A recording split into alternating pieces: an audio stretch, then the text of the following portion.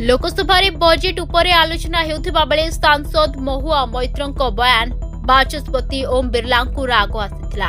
कहि रखुछि कि गृह रे पश्चिमबंग मुख्यमंत्री ममता बनर्जी कथा उठिथिला, जहा को ने टीएमसी सांसद माने गृह रे हट्टगोल करथिले।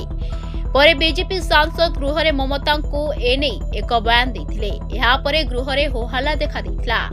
परे बाचस्पति रागिबा सह कहिथिले कि जे गृहर सदस्य नुहंती तांको संपर्क रे आलोचना करंतु नाही, किंतु टीएमसी सांसद माने हंगामा जारी रखिथिले एवं महुआ मैत्र बीजेपी सांसदों सस्पेंड डिमांड रखिथिले। एहा परे बाचस्पति रागी जाई कहिथिले कि तुमे मते कोन डायरेक्शन देबो। एहा परे अभिषेक बनर्जी कहिथिले कि ममता जदि गृहर सदस्य नुहंती तांको विषय रे जदि बीजेपी सांसद उठाइछंती ताहेले से क्षमा मागिबा उचित। तेबे एहा को नै पुणी थरे ओम बिरला कहिथिले कि तुमे मते डायरेक्शन दियो नाही। Bureau report, Dinalipi live.